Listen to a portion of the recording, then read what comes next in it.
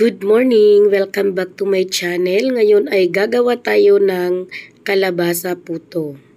So, ang una nating ginawa ay papakuluan natin yung kalabasa hanggat sa lumambot siya at kaya na natin siyang mamash. So, habang okay na siya, lumambot na at papalamigin, mag-mix muna tayo nito. Nilagay ko na po dyan yung 1 tablespoon na butter. Pwede po kayong gumamit ng melted margarine. Pwede rin pong cooking oil. So, ilagay na din natin yung 2 pirasong medium size na itlog.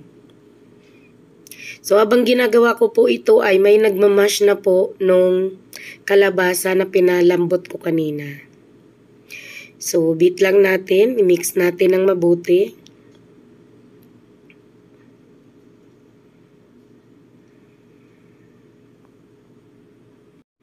Ngayon naman ay ilagay natin yung vanilla. 1 teaspoon lang po yung vanilla natin. Halo ulit. Then ilagay natin yung sugar. 3/4 cup lang po yung sugar. Tapos ang ginamit ko ay wash. Wala po kasi akong white sugar na available. Pero ayos lang din naman yan.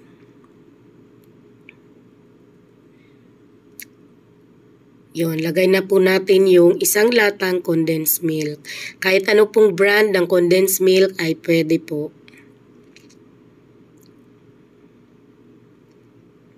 Lagay na rin natin yung cake flour. So, ang gamit po natin dito ay cake flour, pero pwede ka pong gumamit ng all-purpose flour para sa ganitong klase ng recipe. So, nilagay ko na rin po yung baking powder. 2 tablespoon po yun. At haluin na natin. Lalagyan ko pa rin po ito ng tubig. Gagamit po ako dito ng 200 ml na tubig. Kasi kulang pa rin naman yung liquid natin. So, haluin lang natin mabuti. Yun, ayun na yung tubig na dinagdag ko. Baka hindi nyo napansin. 200 ml po yun na tubig. So, ngayon naman ilagay natin yung kalabasa. So, bali po nung dinurog yung kalabasa, umabot na lang siya ng 1½ cup ng mashed na kalabasa. Hindi siya nag 2 cups. So, haluin lang natin itong mabuti. Hindi po natin sasalain this time yung ating mixture kasi nga po, meron na itong kalabasa. Kaya ayusin na lang natin yung paghalo natin dito.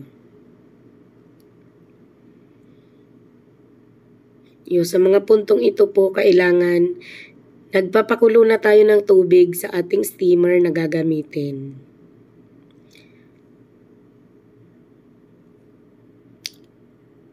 Ayan po.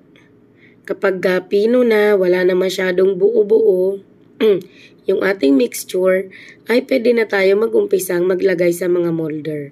So, ang gamit po natin ditong molder ay medium size.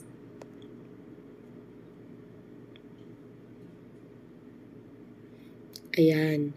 At mag-steam lang po tayo sa ating rice cooker na steamer. Tapos ipapatong ko yan sa anong tawag doon, sa kaserola. Kaserola lang kasi yung malaking steamer ay hindi pwedeng pang induction.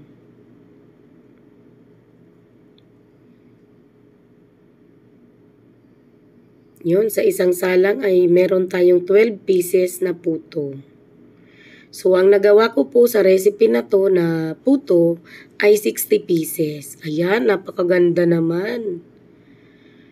So, dahil hindi natin sinala, medyo may konting butas-butas. Yan, unmold na kaagad.